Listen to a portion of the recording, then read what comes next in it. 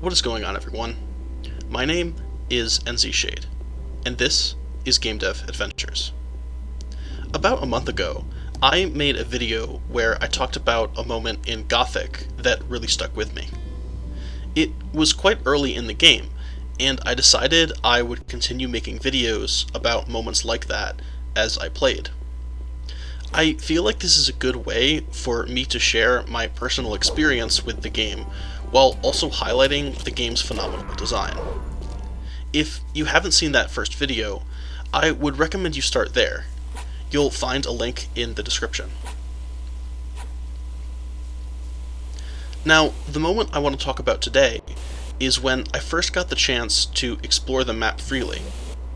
For many hours, I was too weak to wander at will, and once I got strong enough to hold my own, it opened up an entirely new dimension to the game.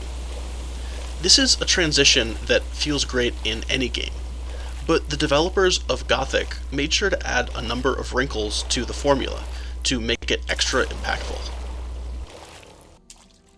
But I'm getting ahead of myself. When I last left you, I had just arrived at the swamp camp. I looked around the camp and started doing the quests to become a member. This was going fine until I was asked to go to the other two camps to complete tasks there. Well, shucks.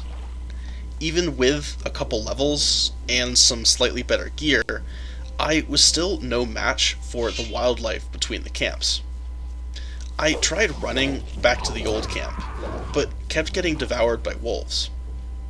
After what felt like ages, I finally discovered that I could outrun them by constantly jumping. It wasn't a great strategy, but it gave me enough mobility to get from camp to camp. I couldn't explore freely, but I could get around by making a beeline from place to place.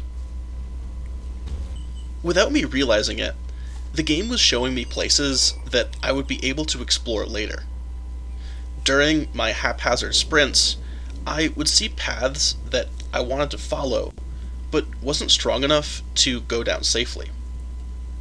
I would also sometimes get lost, and stumble upon things that I wasn't supposed to find until later. On one of my first trips from the swamp camp, I took a wrong turn, and found this really cool broken tower. The skeletons that could one-shot me made it pretty clear that I wasn't supposed to come here until later, but stumbling across it was still a fantastic experience that gave me a place to return to.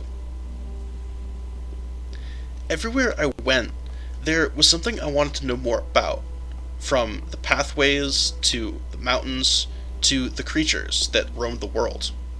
It's a great hook that creates mystery and anticipation. Looking back on my trip with Parvez, I realized the game was also doing this then. The path he takes is designed to pass a number of interesting locations, and because he isn't following a marked trail, you see things that you're less likely to find on your own. This bridge, for example, was one of the first places that I really just wanted to know more about. Parvez will take you past it, and you can stare at it all you want, but crossing its steps would mean stepping away from the boss protection. After some time scurrying between the three camps, I was finally accepted into the Brotherhood. This proved to be my big breakthrough, as they gifted me a set of armor that far outclassed anything I had before. One last trip to the new camp to buy a ring of strength and a new weapon, and I'm a totally different fighter than I was before. The wolves that had once been the bane of my existence were manageable, and scavengers went down in one hit. I really liked the game's decision to give you a massive power spike after you join the camp. Or, if you want to look at it another way, keeping you from having good armor until you're done with the initiation quests.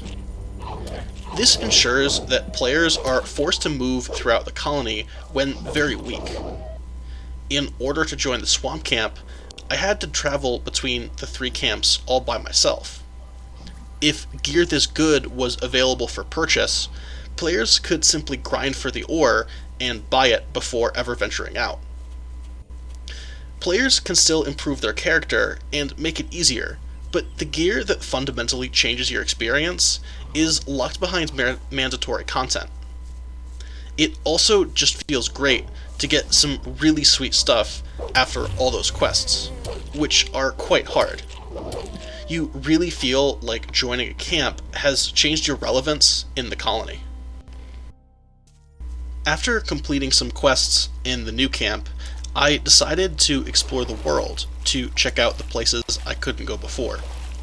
I wanted to return to the bridge I passed when I was with Parvez, and decided the best way to do that was to follow the river. As I went along, there was an ease to traveling that I hadn't felt before. I wandered off my main path when I saw something interesting, like this little campsite, and didn't think twice about opening my map when I needed to get my bearings. There were still some enemies that I went out of my way to avoid, but that was the exception rather than the rule. I was pretty much safe as long as I kept my eyes open and didn't do anything stupid. When I got to the bridge, I was greeted by a crew of tiny goblins who let me know that I wasn't welcome on the other side. This showed that while I was strong enough to explore a majority of the map, I couldn't just go anywhere without consequences. After this, I found another bridge that I hadn't noticed on my trip with Parvez.